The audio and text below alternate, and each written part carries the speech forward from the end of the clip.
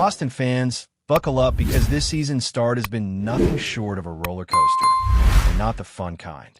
The Boston Celtics, one of the proudest franchises in the NBA, find themselves in a spot no one saw coming.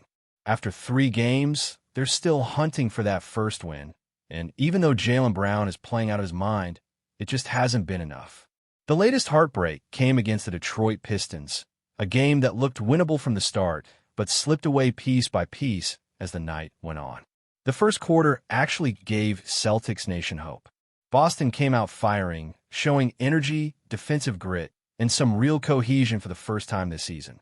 They took the opening period 33-24, and for a moment, it felt like this might finally be the night the losing streak ended.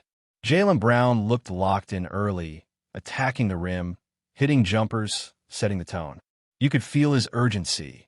He was playing like a man who refused to go down quietly. But as the game wore on, the Pistons found their rhythm. Cade Cunningham started slicing through the defense. Jalen Duren began dominating the glass. And by halftime, the Celtics' momentum had completely vanished. Even though Boston made a push late in the fourth, it wasn't enough. Detroit closed it out 119-113, sending the Celtics to a 0-3 start to the season. For a franchise with championship DNA, that number is hard to digest. Jaylen Brown finished with 41 points, his best game of the young season, after dropping 25-23 in the first 2 outings. He was everywhere, 12 for 25 from the field, 5 of 9 from deep, and 12 for 15 of the line. It was the kind of performance that deserves a win, the kind that makes you wonder what more he could possibly do. But basketball isn't a one-man game, and right now, Boston feels like a one-man show. The supporting cast just hasn't found its rhythm. Derek White struggled early, missing his first 4 3-pointers, though he managed to scrap together 15 points by the end. Peyton Pritchard had flashes of brilliance with 21 points, but his shooting was erratic too. Just 2 for 8 for beyond the arc. Nemias Quetta contributed only 4 points. And then there was the rookie, Hugo Gonzalez, making his first ever NBA start. The kid played 18 minutes and didn't score a single point. 0. He grabbed just 1 rebound, no assists, and looked out of sync for most of the game. Now, to be fair, Gonzalez earned that start after impressing in the loss to the Knicks. He brought energy off the bench, scored 6 points, and earned praise from both Jaylen Brown and coach Joe Mazzulla for his hustle and defense.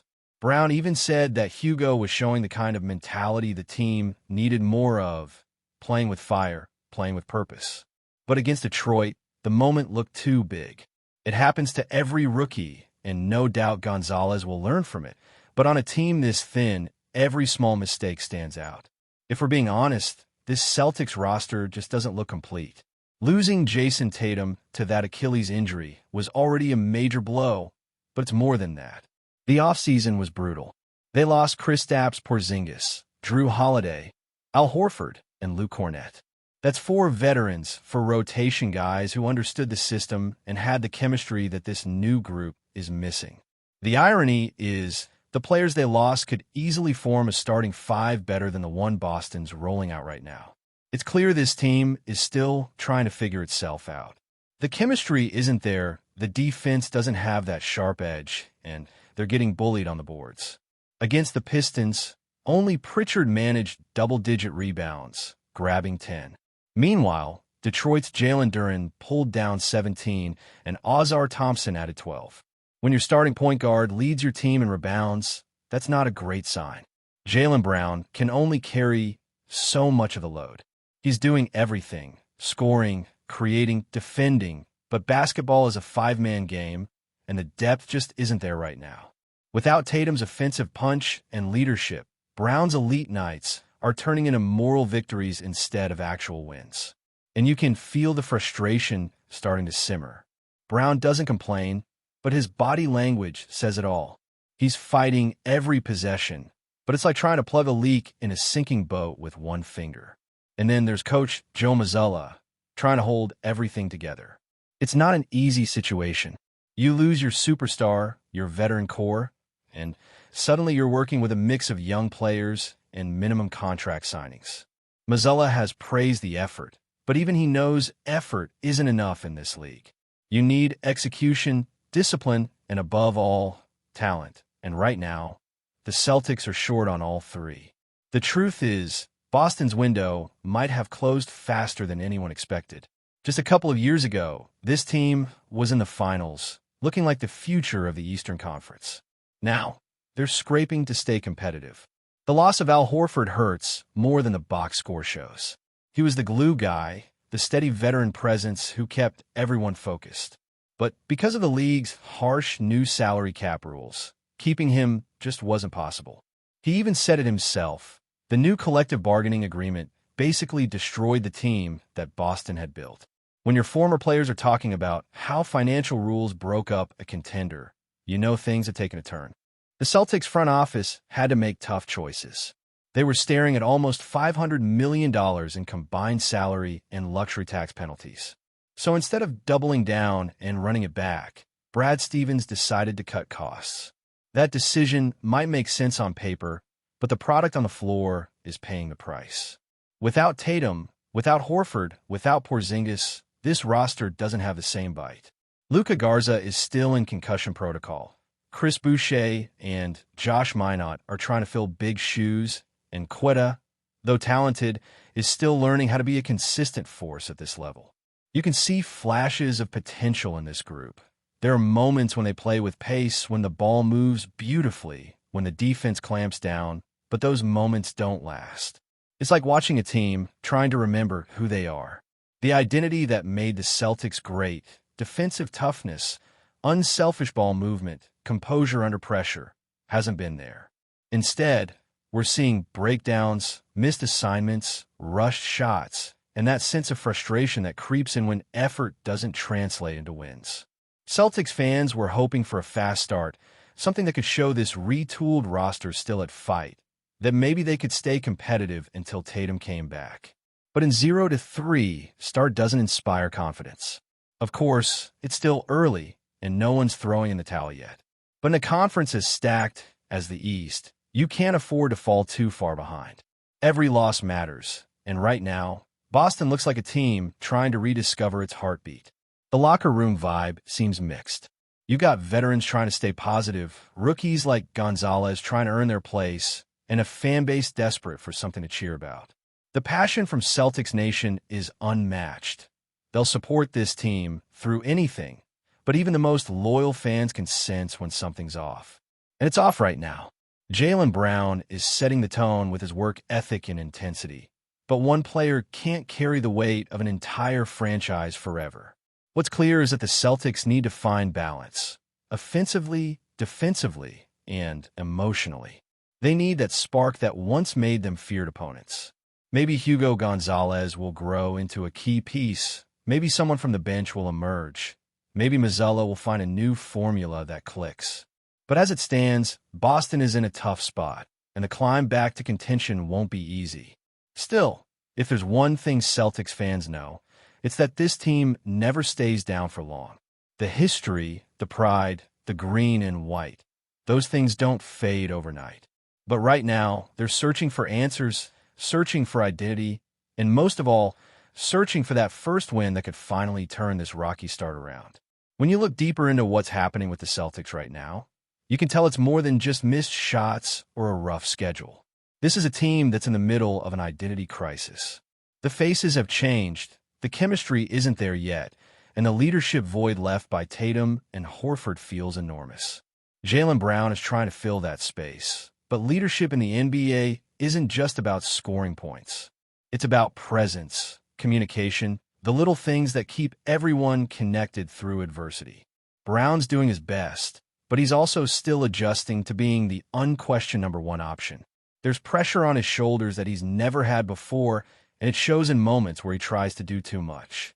Against Detroit, you could see him fighting on every possession, trying to spark something. He'd hit a deep three, then hustle back on defense, trying to rally the group, but the response wasn't there. It's like shouting into the wind. The Celtics are missing that emotional spark that comes from shared confidence. Last season, whenever the team hit a cold stretch, Tatum or Horford would say a few words, settle everyone down, and the Celtics would find a way to grind through it. Now, there's silence. You can feel it in the way possessions unravel.